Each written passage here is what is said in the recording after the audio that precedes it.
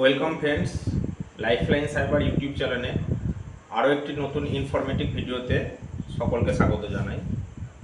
আজকে যে ভিডিও বিষয়বস্তু খুবই খারাপ মানে বলবো ভালো বিষয়বস্তু নিয়ে আজকে শুরু করলাম না।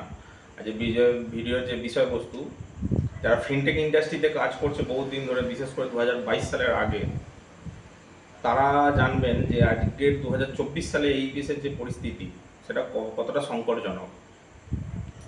আমরা 2022-এর যারা আগে কাজ করেছে তারা অবশ্যই জানবেন যে একটা টাইমে এই দেশের যে সুযোগ সুবিধাগুলো পাওয়া যেত, বর্তমান 2024-এ বহু সার্ভিস বন্ধ হয়ে গেছে। এটার জন্য আমরা এনপিসিআইকে দায়ী করি, অনেক সময় আরবিআইকে দায়ী করছি, কিন্তু এর যে মূল দায়ী সেটা হচ্ছে কিছু ফ্রড রিটেলার। আমাদের অল ওভার ওয়েস্ট বেঙ্গল তথা অল ওভার ইন্ডিয়া জুড়ে প্রচুর ফ্রড রিটেল এই এইপিএসটাকে যথেষ্টভাবে অপব্যবহার করেছে, যার জন্য এনপিসিআই বলুন, আরবিআই বলুন, ব্যাংক বলুন, এদের কাছে বহু পরিমাণে চার্জব্যাক ফিল আপ হয়েছে, বহু পরিমাণে কমপ্লেন গেছে, যার জন্যে তারা আজ ফিনটেক ইন্ডাস্ট্রিতে প্রচুর পরিমাণে ব্যারিয়ার দিয়ে দিয়েছে। আজকে সেই কি জিনিস আমরা হারিয়ে ফেলেছি আমাদের এই ফিনটেক ইন্ডাস্ট্রিতে বা এইপিএস ব্যবসায়, সেগুলো নিয়ে মেন আলোচনা করব। তো চলুন বন্ধুরা শুরু করি। প্রতিবারের মতোই আমাদের ভিডিওটিকে ভালো লাগলে লাইক করবেন, বন্ধুদের সাথে অবশ্যই শেয়ার করবেন, আর ভিডিও যারা নতুন দেখছেন তারা ভিডিওটিকে অবশ্যই সাবস্ক্রাইব করে রাখবেন এবং পাশে থাকা বেল আইকনটিকে প্রেস করে রাখবেন, যাতে সর্বপ্রথম সবার আগে আপনাদের কাছে আমাদের ভিডিও পৌঁছে যায় এবং নতুন নতুন ইনফরমেশান আপনারা যাতে পেতে পারেন। তো চলুন ভিডিও শুরু করি। তো দেখতে পাচ্ছেন আমি একটা লিস্ট নিয়ে বসে আছি, কারণ এতটা পরিমাণে সার্ভিস আমাদের থেকে বাদ গেছে, তো লিখে না রাখলে হয়তো মনে থাকবে না সবকটা।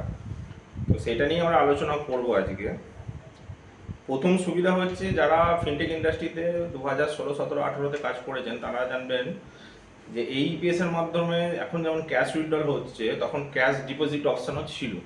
তো বর্তমানে দুটো একটা কোম্পানিতে ক্যাশ ডিপোজিট অপশান আছে, এবং আপনারা তখনকার সময়ে ক্যাশ ডিপোজিটে পার ডে 20,000 টাকা ট্রানজ্যাকশান করা যেত, মান্থলি 5টা ট্রানজ্যাকশান করা যেত, মানে নিয়ার অ্যাবাউট 1 লাখ টাকার কাছাকাছি আপনারা যে কোনো কাস্টমারের যে কোনো ব্যাংকে ক্যাশ ডিপোজিট করতে পারতেন। কিন্তু এই সুযোগটার অসদ্ব্যবহার করলো কিছু ফ্রড রিটেলার। তারা কাস্টমারের অ্যাকাউন্টে টাকা জমা না দিয়ে নিজের অ্যাকাউন্টে জমা দিতে শুরু করলো, বা কোনো কাস্টমার 20,000 টাকা জমা দিতে গিয়ে তার অ্যাকাউন্টে 10-15,000 টাকা দিয়ে বাকিটা নিজের কাছে দিয়ে দিল। সেইটা ব্যাংকের কাছে রিপোর্ট গেল, ব্যাংকের কাছে চার্জব্যাক ফিল আপ হলো, এনপিসিআইয়ের কাছে রিপোর্ট গেল। বর্তমানে ক্যাশ ডিপোজিট অপশানটা টোটালি বন্ধ। দুটো একটা কোম্পানিতে চালু আছে, তাও সবকটা ব্যাংকের ডিপোজিট হয় না, খুবই অল্প হয়। 2 নম্বর যেটা আমরা সব থেকে বেশি হারিয়ে ফেললাম সেটা হচ্ছে ক্যাশ উইথড্রল লিমিট। আপনারা জানবেন যারা 2022-এ এই বেসে কাজ করছে, আপনারা নিশ্চয়ই জানবেন যে ক্যাশ উইথড্রল একদিনে একটা ব্যাংকে 20,000 টাকা অবধি করা যেত এই বেসের মাধ্যমে। বর্তমানে সেইটা শুধুমাত্র 10,000-এ দাঁড়িয়েছে। তার কারণ কি? ফ্রড। আঙুলের ছাপ ক্লোন করে বিভিন্ন জায়গা থেকে বিভিন্ন কাস্টমারের টাকা তুলে নেওয়া হচ্ছে, যে প্রচুর পরিমাণে চার্জব্যাক গেছে, বাধ্য হয়েছে এনপিসিআই তথা আরবিআই এই স্টেপটা নিতে। আগে 20,000 টাকা করে 2022 সালের আগে বলছি, যারা কাজ করেন অবশ্যই জানবেন, 20,000 টাকা করে ট্রানজ্যাকশান হতো এবং ইনস্ট্যান্ট ট্রানজ্যাকশান হতো। আপনি 10,000 টাকা তোলার পরে আবার দেন অ্যান্ড দেয়ার 10,000 টাকা তুলতে পারতেন। পরবর্তীকালে কী নিয়ম হলো 2022-এর পর, যে একবার 10,000 টাকা তোলার আধ ঘন্টা পর নেক্সট টাইম আবার 10,000 টাকা তুলতে পারবেন। 2023-এর অর্ধেক থেকে টোটালি বন্ধ হয়ে গেল, শুধুমাত্র 10,000। 2024-এ এসে সেটা আরও মডিফিকেশান হয়ে গেল, 24 ঘন্টায় একবার 10,000 টাকা ট্রানজ্যাকশান একটা করতে পারবেন। মানে আজকে ধরুন আপনি যদি সন্ধ্যে 6টার সময় কারো 10,000 টাকা উইথড্রল করেন, কাল সকালবেলা আপনি করতে পারবেন না তার, যতক্ষণ না সন্ধ্যে 6টা 1 বাজছে। তাহলে এইটার কারণ হচ্ছে ফ্রড। বহু রিটেলার আঙুলের ছাপ ক্লোন করলে বিভিন্ন জায়গা থেকে টাকা তুলে নিয়ে, তার জন্য এই সার্ভিসটা বন্ধ হয়ে গেল আমাদের থেকে। দ্বিতীয় হচ্ছে প্যান কার্ড সার্ভিস নিয়ে যথেচ্ছভাবে অপব্যবহার হয়েছে। রিসেন্টলি আপনি দেখবেন যে প্যান কার্ডের কোনো আইডি প্রোভাইড হচ্ছে না। আমরা তো যারা ডিস্ট্রিবিউটার বা সুপার আছি, আমরা কোনো আইডি প্রোভাইডই করতে পারছি না, ইউটিআই বলুন, এনএসডিএল বলুন। এমনকি ইউটিএল পোর্টালে বর্তমানে পুলিশ ভেরিফিকেশান সার্টিফিকেটও জমা দিতে হচ্ছে। কারণ কি না, এখানেও ফ্রড।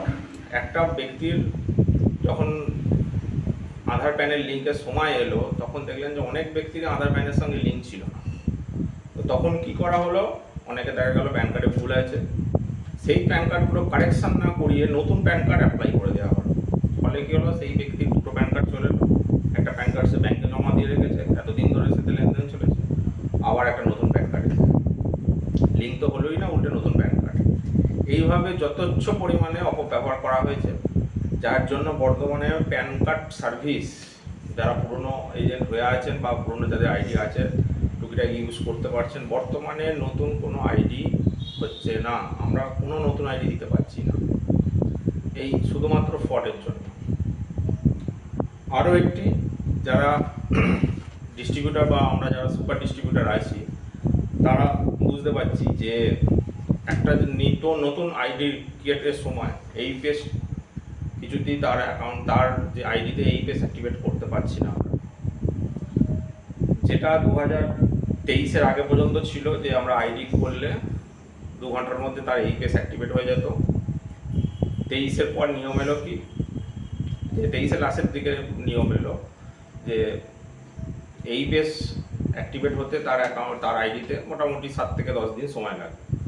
বর্তমানে আরও সেটা ক্রিটিক্যাল হয়ে গেল, physical verification, without physical verification ছাড়া কোনো আইডিতে এইপিএস অ্যাক্টিভেট হবে না কোনো কোম্পানির। ফলে আমাদের থেকে যারা আইডি নিয়েছেন বা নিচ্ছেন বা ভবিষ্যতে যারা নেবেন, সেগুলোকে আমাদের এইপিএস অ্যাক্টিভেট করে দিতে মোটামুটি একটু সময় লেগে যাচ্ছে, কারণ সেখানে ফিজিক্যাল দূরের যে যেগুলো আইডি হচ্ছে সেগুলো ফিজিক্যাল ভেরিফিকেশান করতে আমাদের একটু সময় লাগছে। তো এটা একটা বিশাল বড় সমস্যা আমাদের ডিস্ট্রিবিউটার বা সুপার ডিস্ট্রিবিউটার যারা আছেন তাদের ক্ষেত্রে এসে দাঁড়িয়েছে। মাইক্রো এটিএম রিসেন্টলি মার্চ মাসের মাঝামাঝি সময় থেকে মাইক্রো এটিএমের ওপর বিশাল একটা পরিবর্তন করে দিল এনপিসিআই। আপনারা যারা জানবেন মাইক্রো এটিএম ইউজ করেন, যে কার্ড, যে ব্যাংকের যে এটিএম কার্ড ছিল তার যা লিমিট ছিল, আপনারা 20,000 হোক 30,000 হোক ইনস্ট্যান্ট তুলে দিতে পারতেন। কিন্তু বর্তমানে আপনার মাইক্রো এটিএমে 10,000 একবার তোলার পর সঙ্গে সঙ্গে আর 10,000 তুলতে পারবেন না, 30 মিনিট ওয়েট করতে হবে। 30 মিনিট ওয়েট করার পর নেক্সট ট্রানজ্যাকশান করতে পারবে। তার কারণ কেন বন্ধ করে দিল না, এই যে এটিএম জালিয়াতির জন্য, এটিএমের পিন জালিয়াতি করছে, এটিএমের নাম্বার জালিয়াতি করছে, ফোন করে বহু মানুষের কাছ থেকে এটিএমের পিন ওটিপি চেয়ে নিচ্ছে, যার জন্য বর্তমানে এনপিসিআই এর বিরুদ্ধেও ব্যারিয়ার লাগিয়ে দিল। আপনি 10,000 প্রথম ট্রানজ্যাকশান করবেন, 8 ঘন্টা ওয়েট করতে হবে, নেক্সট টাইম আবার 10,000 ট্রানজ্যাকশান করতে পারবেন। হয়তো ভবিষ্যতে সেটাও বন্ধ হয়ে যেতে পারে যদি এখনও অবধি ফ্রড না আটকায়। আধার পে জানবেন, আপনাদের প্রত্যেকের পোর্টালে দেখবেন আধার পে বলে একটা অপশান আছে। আধার পেটার কাজটা কি না, কোনো ব্যক্তি যদি 10,000 টাকা তোলার পর আরও 10,000 টাকা তার প্রয়োজন, আপনারা আধার পের মাধ্যমে তাকে ইনস্ট্যান্ট 10,000 টাকা তুলে দিতে পারতেন এবং সেটা চার্জেবল ছিল, কিন্তু সার্ভিসটা দিতে পারতেন। কিন্তু বর্তমানে সেটা দেখবেন বহু পোর্টালে থাকার সত্ত্বেও সেটা ইউজ করতে পারছেন না, সেখানে ট্রানজ্যাকশান হচ্ছে না, অথবা হলেও 1-2 হাজারের বেশি ট্রানজ্যাকশান হচ্ছে না, কারণ এটা তো সেই ফ্রড রিটেল এটাকে ইউজ করে বহু মানুষের কাছ থেকে টাকা তুলে নিচ্ছে, যার জন্য এনপিসিআই এটাও বন্ধ করে দিল এই সার্ভিসটা। এরপর হচ্ছে ফিঙ্গারপ্রিন্ট ডিভাইস। আপনারা জানেন যে আমরা যে L0 ডিভাইস ইউজ করছি বর্তমানে এখনো অবধি, সেটা 30শে জুন শেষ ডেট। 1 জুলাই থেকে ওই সমস্ত ফিঙ্গারপ্রিন্ট ডিভাইসগুলো খেলনা হয়ে যাবে, আপনার বাড়িতে ফেলে রেখে দিতে হবে, বাচ্চা থাকলে বাচ্চা ছেলেরা খেলবে, খেলাধুলা করবে, এর বাইরে আর ওর ফিঙ্গারপ্রিন্ট ডিভাইসের কোনো কাজ হলো না। তার কারণও সেই ফ্রড, ফিঙ্গারপ্রিন্ট ক্লোন করছে, ফিঙ্গারপ্রিন্ট ক্লোন করে ওই বায়োমেট্রিকগুলোকে ইউজ করছে, করে টাকা তুলে নিচ্ছে, যার জন্য এনপিসিআই প্রথমে সফটওয়্যার আপডেট করে দেখলো যে কোনোভাবেই আটকানো যাচ্ছে না বর্তমানে। 1 জুলাই থেকে টোটালি বন্ধ হয়ে যাচ্ছে। L0 যে ডিভাইসগুলো সেগুলো সব কোটি কোটি ডিভাইস খেলনায় পরিণত হবে। আপনার বাড়িতে যদি বাচ্চা ছেলে থাকে খেলনার মাধ্যমে ইউজ করতে পারেন। আর ভিডিওটি ভালো, এতক্ষণ পর্যন্ত যাতে ভালো লেগেছে অবশ্যই একটা লাইক করবেন, বন্ধুদের সাথে শেয়ার করবেন, কোনো কমেন্ট থাকলে অবশ্যই কমেন্টে জানাবেন, আর আমাদের চ্যানেলটিকে সাবস্ক্রাইব করবেন। চলুন নেক্সটের দিকে আরও এগিয়ে যাই। এরপর হচ্ছে 2 ফ্যাক্টর অথেন্টিকেশান। আপনারা জানেন যারা এইপিএস করছেন প্রত্যেক দিন 2 ফ্যাক্টর অথেন্টিকেশান করতে হচ্ছে। 2024-এর ফার্স্টে যখন জানুয়ারি মাস থেকে চালু করলো, দিনে একবার 2 ফ্যাক্টর অথেন্টিকেশান করতে হতো। মার্চ মাস থেকে সেই নিয়মটা হয়ে গেল পার ট্রানজ্যাকশানে 2 ফ্যাক্টর অথেন্টিকেশান। এর ফলে বহু মানুষের ফিনটেক ইন্ডাস্ট্রিতে ব্যবসা বন্ধ হয়ে গেছে বা এইপিএস ব্যবসা বন্ধ হয়ে গেছে। কেন না, হয়তো তার কোনো একটা শখ ছিল এবং সে হয়তো কোনো বাইরে কাজ করতো বা চাকরি করতো, হয়তো সে লোক রেখে বা তার নিজের ওয়াইফকে রেখে সে কাজ করতে যেত, ফলে নিজে একবার ফিঙ্গারপ্রিন্ট দিয়ে চলে যেত, সে তার যে লোক সে কাজ করতো। বর্তমানে প্রতিটা ট্রানজ্যাকশানে তাকে 2 ফ্যাক্টর করতে হচ্ছে, যার জন্য বহু মানুষের দোকান বন্ধ হয়ে গেছে। আজকে বহু মানুষ কাজ আর করতে পারে না। এমনকি শুধু তাই না, 16 এপ্রিল থেকে, আজ ভিডিওটি বানাচ্ছি আমি 16 এপ্রিল, আজ থেকে প্রত্যেক 2 ফ্যাক্টর অথেন্টিকেশনের জন্য আপনাকে 94 পয়সা চার্জ দিতে হবে। কিছু কোম্পানি এখনো অবধি সেই চার্জটা নিজের হারে নিয়েছে বা নিজেরা বিয়ার করছে, জানি না কতদিন পর্যন্ত নিজেরা চালাতে পারবে। এখনো অবধি বেশ কিছু কোম্পানি সেই 2 ফ্যাক্টরটা কাস্টমারের ওপর দেয়নি, তো হয়তো কতদিন চালাবে তারাও বলতে পারবে না, হয়তো আপনাকেই দিতে হবে। সেই 2 ফ্যাক্টরের ওপর আপনাকে প্রতিদিন 1 টাকা করে চার্জ দিতে হবে। মাসে 30 টাকা, 365 দিনে 365 টাকা আপনার কাছ থেকে চার্জ কাটবে। সব কিছুই এই কিছু ফ্রড রিটেলারের জন্যই আজকে যারা জেনুইন রিটেলার তারা ভুক্তভোগী হয়েছে। আচ্ছা, কিছু ফিঙ্গারপ্রিন্ট ডিভাইস আপনারা হয়তো শুনে থাকবেন, সেটা ফিঙ্গারপ্রিন্টের সাথে সাথে প্রিন্টারেরও কাজ করতো। আপনি যদি কারোর টাকা তুলে দিতেন, ব্লুটুথ ডিভাইস ছিল সেগুলো ম্যাক্সিমাম, তো সেগুলো ফিঙ্গারপ্রিন্ট হতো প্লাস ট্রানজ্যাকশান হলে সেখান থেকে রিসিভ কপিও বেরিয়ে যেত। তো সেগুলো পুরো ফেলা গেল, সেগুলো আর 1 জুলাই থেকে কাজ হবে না, টোটালি বন্ধ। আইরিস স্ক্যানার খুব কম ইউজ হলেও আইরিস স্ক্যানার যে L0 সার্ভিসগুলো ছিল সেগুলোও টোটালি বন্ধ হয়ে গেল, সেটাও খেলনায় পরিণত হয়ে গেল। 1 জুলাই থেকে আইরিস স্ক্যানারও L1 সার্ভিস আসবে। L1 ছাড়া আর কোনো ডিভাইসই মাধ্যমে এইপিএস করা যাবে না। এরপর আসছে কি IIBF এক্সাম সার্টিফিকেট। IIBF না হলে আপনাকে এইপিএস ভবিষ্যতে করতে পারবেন না। আপনারা শুনেইছেন যে NPCI ঘোষণা করে দিয়েছে IIBF এক্সাম মাস্ট এইপিএস চালানোর জন্য বা ব্যাংকিং সার্ভিস ইউজ করার জন্য এইপিএস মাস্ট, IIBF মাস্ট। সেই IIBF-এরও পরিবর্তন কতটা এসছে শুনুন।